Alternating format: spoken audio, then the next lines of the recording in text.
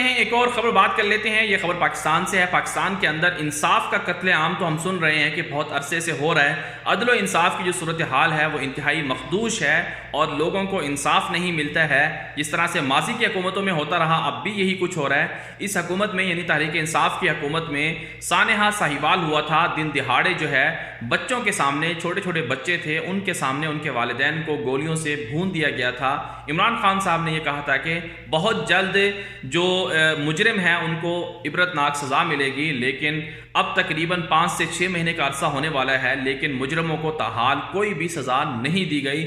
और जो छोटे छोटे बच्चे हैं वो इंसाफ मांग रहे हैं।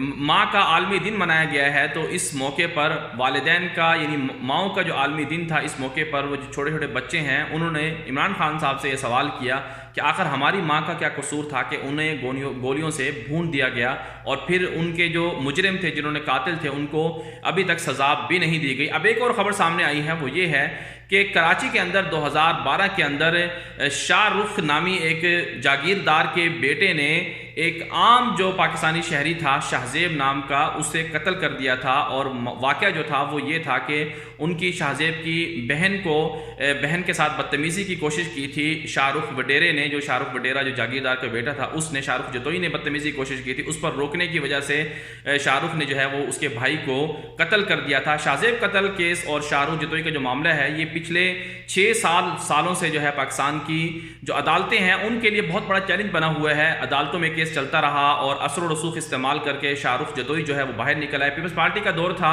जब ये वाक़या हुआ था। पीपल्स पार्टी इस हवाले से मशहूर है कि पीपल्स पार्टी के अंदर जो है वो बहुत ज़्यादा वडेरा या जागीरदारी सिस्टम है और वो तमाम के तमाम सरकारी इदारों पर, अदालतों पर वो काबिज़ हैं पीपल्स पार्टी वाले और मनपसंद अफराद का कब्ज़ा है।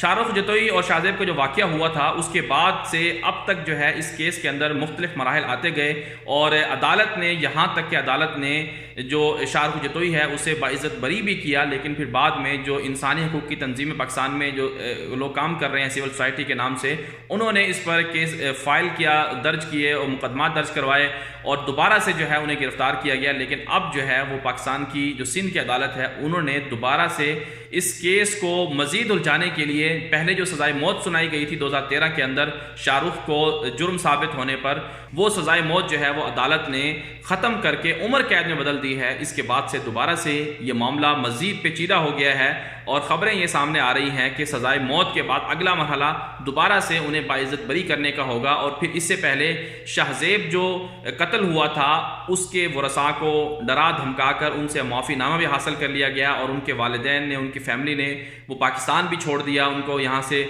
बाहर भेजने पर इन्होंने मजबूर किया। सवाल ये पैदा होता है कि पाकिस्तान के अंदर आखिर कब तक जो है इस तरह से इंसाफ का कत्लेआम होता रहेगा, गरीब आवाम कब तक कत्ल होती रहेगी। इमरान खान साहब की हुकूमत के लिए बहुत बड़ा चैलेंज है। हमारा मशवरा ये है कि खान साहब, अगर आप सानेहा साहिवाल के ज़िम्मेदारों को इबरतनाक सज़ा नहीं दे सकते, अगर आप शाहरुख जतोई को फांसी के फंदे पर नहीं चढ़ा सकते, तो फिर आप ये समझ लें कि पाकिस्तान के अंदर जो है इसी तरह से गरीब आवाम का कत्लेआम भी होता रहेगा और माजी की हुकूमतों की तरह आपकी हुकूमत भी किस्सा पारीना बन जाएगी और आपको भी लोग माजी के हुक्मरानों की तरह याद रखेंगे। अगर आप रियासत मदीना की बात करते हैं तो रियासत मदीना तो वो थी जिसके अंदर रसूल पाक सल्लल्लाहु अलैहि वसल्लम से जब फरमाइश की गई, जब सिफारिश की गई, जब रसूल पाक सल्लल्लाहु अलैहि वसल्लम से कहा गया कि आप मुजरिम को छोड़ दें, उस पर हद जारी ना करें, उसे सज़ा ना दें, तो आप सल्लल्लाहु अलैहि वसल्लम ने कसम खाकर कहा था।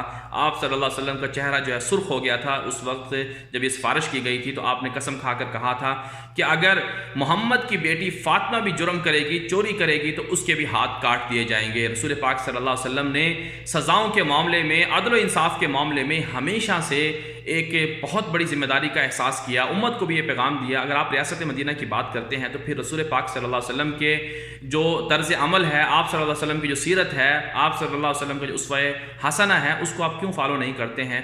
तमाम के तमाम अदालतों में ये कानून होना चाहिए कि बहुत कम अरसे में 5-5, 10-10 साल केसों को क्यों लटकाया जाता है। 1 साल से पहले फैसला होना चाहिए। जिसको फांसी की सज़ा हो दुनिया की तमाम जो बड़े बड़े मुल्क हैं वो चाहते हैं कि फांसी की सज़ाएँ ना हों, जुर्म होता रहे, पाकिस्तान बदअमनी का शिकार रहे।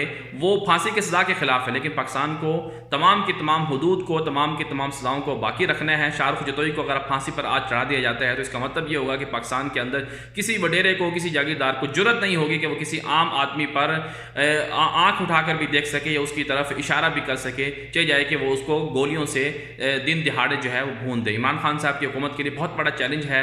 अगर इमरान खान साहब ने ये काम ना किया तो फिर ये भी हुकूमत माजी की तरह से किस्सा पारी ना बन जाएगी। और मुझे ख़तरा ये है कि अल्लाह ताला का जो अर्श है वो मज़लूम की आह से ज़रूर हिलता है।